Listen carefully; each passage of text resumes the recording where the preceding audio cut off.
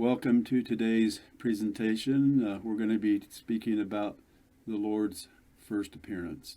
One of the points that we're going to make right here at the very first is that the holy city, God's tabernacle, Zion, the New Jerusalem, and the City of Enoch are all one and the same thing. So because we're talking about the Lord's first appearance, let's read what Ezra Taft Benson had to say. His first appearance will be to the righteous saints who have gathered to the New Jerusalem. In this place of refuge, they shall be safe from the wrath of the Lord, which shall be poured out without measure on all nations.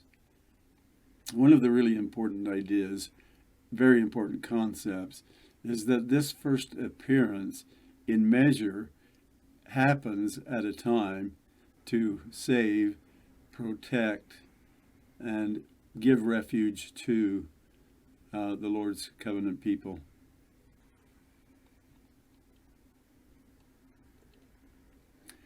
Okay, so here we are in Joseph Smith Matthew.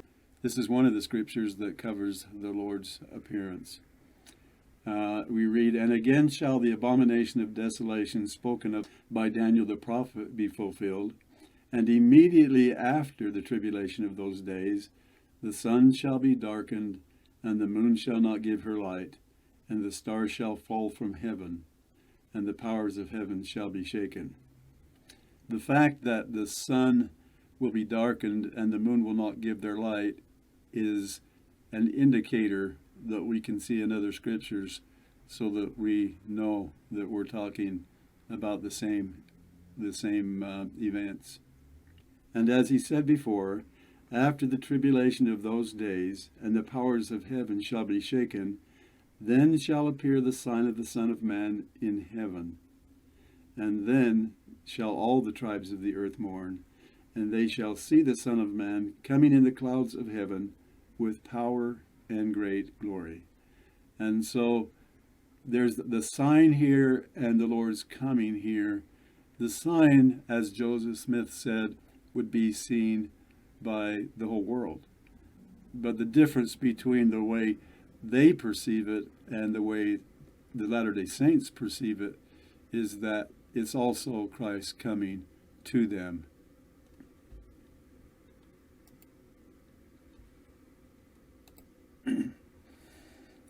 Okay, so here in Mark 13, we're talking about the same event here, but we get a little bit of information that we don't get in the Joseph Smith translation. "But in those days, after the tribulation, or abomination of desolation, the sun shall be darkened, and the moon shall not give her light, and the stars of heaven shall fall, and the powers that are in heaven shall be shaken.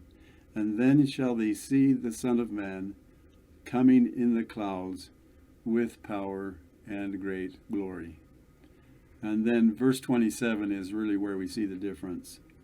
"And then shall he send his angels, and shall gather together his elect from the four winds." And so when the Lord comes, basically, and to save his saints, he does that by gathering them from the four winds, because not everyone is going to be able to walk back to Missouri, right? And if you're living in Australia, that's not even remotely possible, right? Okay. Let's go to JST Luke, and you'll notice down here, the one from the bed, the other from the grinding, and the other from the field, whithersoever he listeth. And so that gives you a little bit of context as, to what we're talking about here. Here the Lord is conversing with his disciples, and we read, "And they answered and said unto him, Where, Lord, shall they be taken? And he said unto them, Whithersoever the body is gathered, or, in other words, whithersoever the saints are gathered, which will be in Missouri, because that's where we're going to trek to, thither will the eagles be gathered together, and thither will the remainder be gathered together. This he spake, signifying the gathering of his saints, and of angels descending, and gathering the remainder unto them. The remainder being those who are unable to make the trek in person.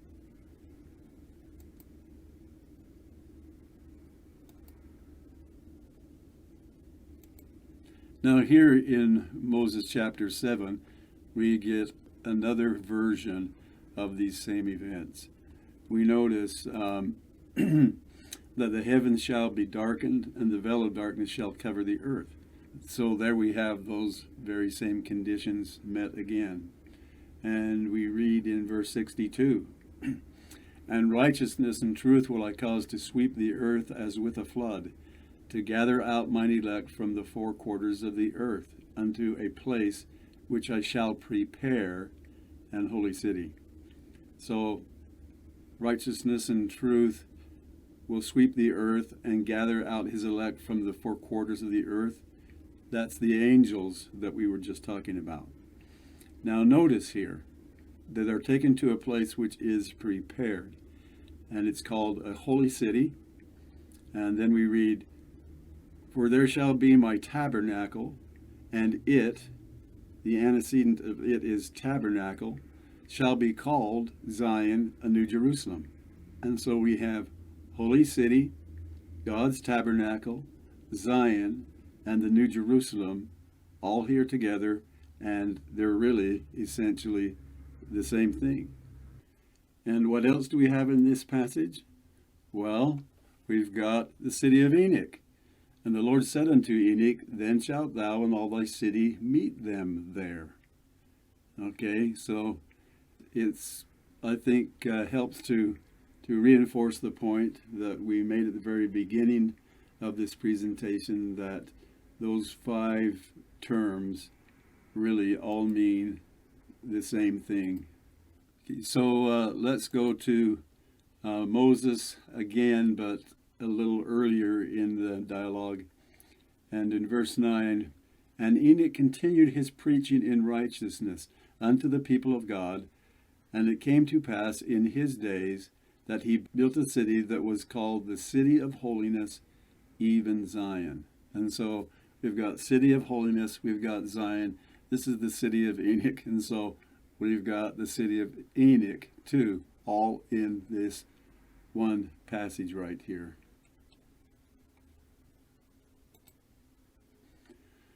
Okay, so here in Doctrine and Covenants, section 133, we get another view of these events. And it shall be said, who is this that cometh down from God in heaven with dyed garments, yea, from the regions which are not known, clothed in his glorious apparel, traveling in the greatness of his strength? And he shall say, I am he who spoke in righteousness, mighty to save. And the Lord shall be red in his apparel, and his garments like him that treadeth in the wine vat. And so great shall be the glory of his presence, the sun shall hide its face in shame, and the moon shall withhold its light. And so you see there we have those same conditions repeating again. Okay, now here in verse 54, we're going to find out who shall be in the presence of the Lamb when he comes. And right off we read, yea, and Enoch also, and they who were with him. So that is the truth that we all need to understand, is that he will come with them. And it says, the prophets who were before him, and Noah also, and they who were before him, and Moses also, and they who were before him. And from Moses to Elijah, and from Elijah to John, who were with Christ in his resurrection, and the holy prophets with Abraham, Isaac, and Jacob shall be in the presence of the Lamb. So again, it ties Enoch right in there with the Lord's first appearance again. And then we read in verse 56, and the graves of the saints shall be opened, and they shall come forth and stand on the right hand of the Lamb, when he shall stand upon Mount Zion and upon the holy city, New Jerusalem. And so when the Lord makes this first appearance, we will see the first time of resurrection since the Lord's resurrection in the meridian of time.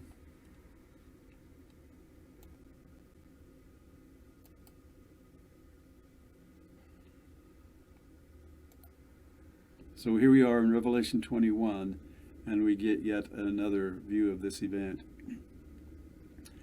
And I, John, saw the holy city, New Jerusalem, coming down from God out of heaven, prepared as a bride adorned for her husband. And I heard a great voice out of heaven saying, Behold, the tabernacle of God is with men, and he will be with them, and they shall be his people, and God himself shall be with them and be their God. And so he will come, the New Jerusalem, God's tabernacle, the City of Enoch is going to, be there. And that is really how we're going to be saved, or, that will be our refuge at this time.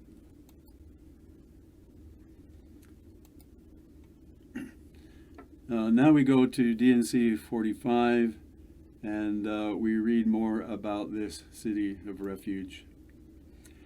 And it shall be called the New Jerusalem, a land of peace, a city of refuge, a place of safety for the saints of the Most High God.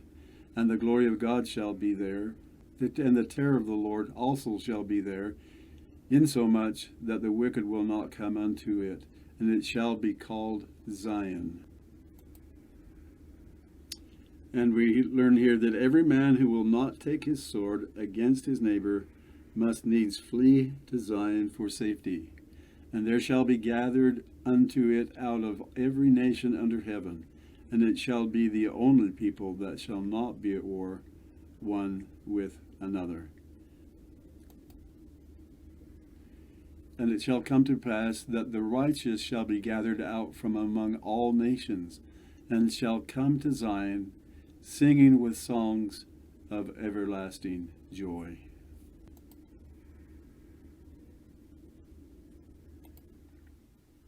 And so here we have a map. We're showing a little bit of timeline, okay? And we've seen other timelines where the City of Enoch was, after the third appearance, or, some other strange places on the timeline. But we can see here, that the holy city is God's tabernacle. It's the city of Zion. It's the heavenly New Jerusalem. And it is the City of Enoch. And these are all essential aspects of the same thing.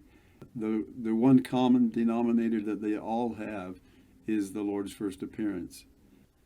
And so if we look at it on the timeline, we see precisely where it needs to appear. If the City of Enoch were to come after the Lord's second appearance, it would be too late for us, wouldn't it?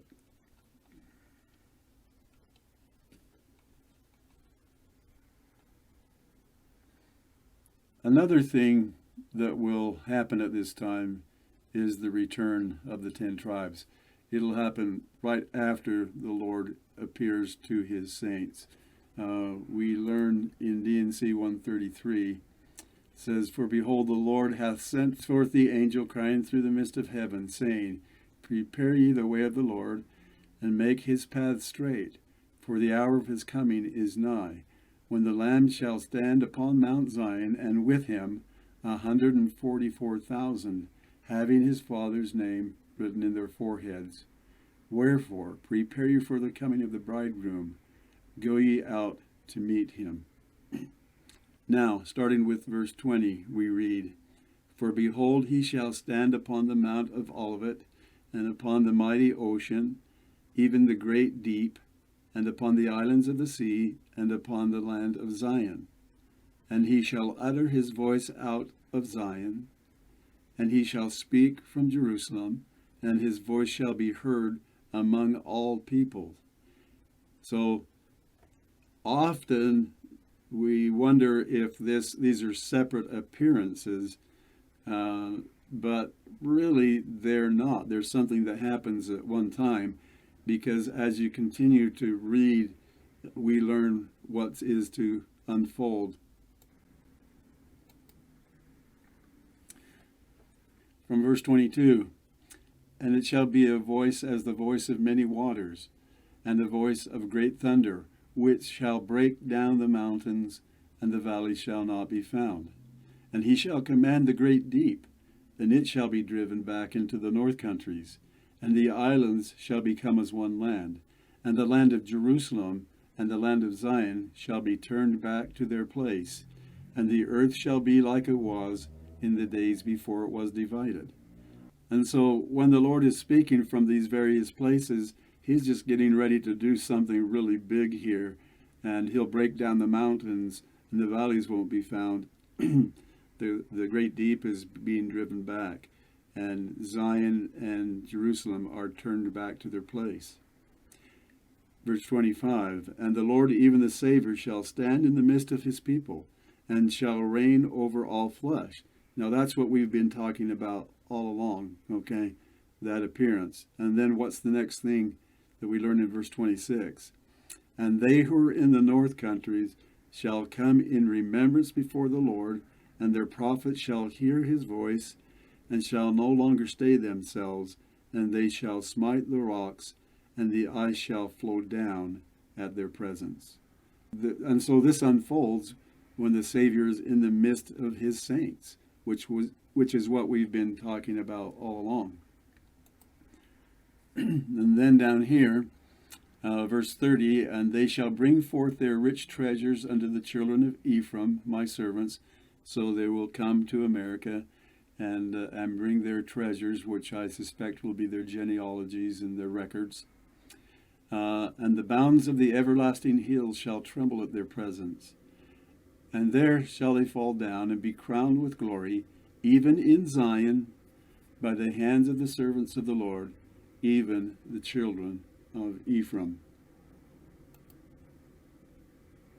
And so as we see here, the return of the 10 tribes happens very close to when the Lord comes and gathers his saints. It's very closely associated, and it's really bringing all things together in one. That which is in heaven, that which is below, and the 10 tribes all come together. So, let's go to our summary.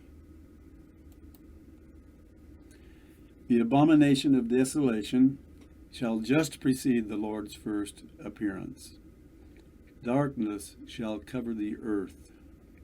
Angels shall go before him and gather the elect worldwide to an holy city, and it shall be called Zion, a New Jerusalem. Only after the saints have been gathered to the heavenly New Jerusalem via angels shall work commence on the earthly New Jerusalem and the temple complex. So in other words, you've got to have a workforce there first before that can happen. And that's what that gathering does. And notice that Enoch is there, and he's going to help us to build that New Jerusalem, and I think he knows a thing or two about that process.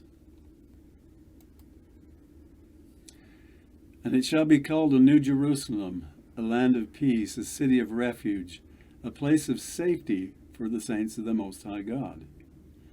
The prophets from Adam to Enoch to Noah to Moses to Elijah to John, and the holy apostles with Abraham, Isaac, and Jacob shall be in the presence of the Lamb when he makes this first appearance to his saints.